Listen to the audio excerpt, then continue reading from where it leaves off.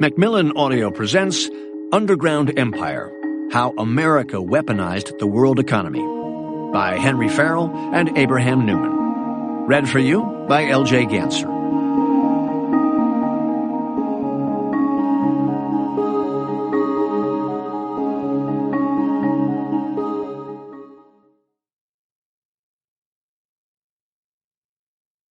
Introduction. All roads lead to Rome. It's easy to descend into the underground empire. There are entrances everywhere. Some of them are even signposted. In the Washington, D.C. area, where both of us live, the multi-lane artery of Route I-66 connects the Virginia suburbs to the capital city of the United States. Smaller roads diverge from it toward the Pentagon and the CIA's headquarters in Langley. Route I-66 passes through the Beltway, which loops around the city toward Fort Meade, where the spies and hackers of the National Security Agency, NSA, and U.S. Cyber Command go to work. The road terminates in Foggy Bottom, the home of the U.S. Department of State, a few blocks away from the U.S. Department of the Treasury and the White House. These buildings are the surface manifestations of American empire. Some were designed for public display. The White House and Department of the Treasury have Palladian facades, constructed according to principles descending from the Roman architect Vitruvius, who began as an engineer in Julius Caesar's army.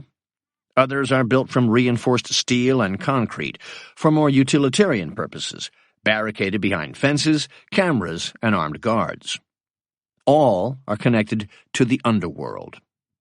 Every empire's architecture of rule and display would fall into ruin were it not joined to a filigree of tunnels and pipes, conveying resources and information like the mycelium that spreads out from a mushroom through the surrounding soil. The threads of empire operate in both directions, spreading influence and power outward as they gather resources to the center. The rulers of the ancient world built their capitals from stones like porphyry and marble. Their living empires were made out of more everyday stuff.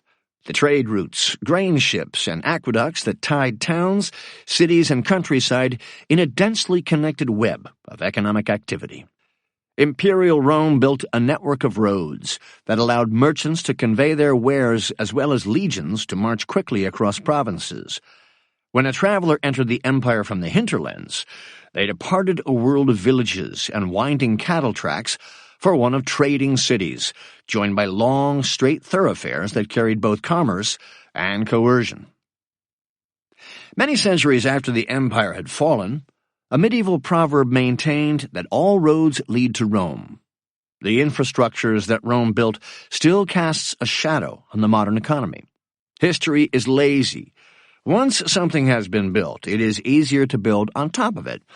Highways in France and Italy follow routes that were decreed by an imperial censor thousands of years ago. In modern times, much of the real business of empire has moved underground. American imperium still uses military power to keep surface trade routes open, deploying the U.S. Navy to patrol global sea lanes.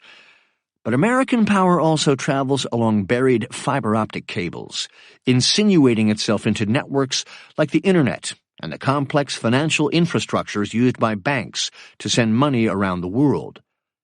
Beneath the open markets that facilitate global trade and manufacturing lies a less tangible network of intellectual property and technological expertise.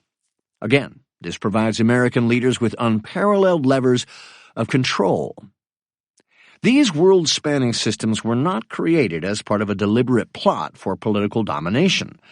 They were mostly built by private companies, pursuing efficiency and profit. But that was also true of older empires, whose legionaries often followed in the footsteps of their merchants. Modern empire has turned the subterranean machineries that enable global markets and information flows, fiber optic cables, server farms, financial payment systems, and the manufacturing systems that produce complex products such as semiconductors, into tools of coercion. On a casual glance, these systems seem simultaneously dull and arcane. The complicated wiring and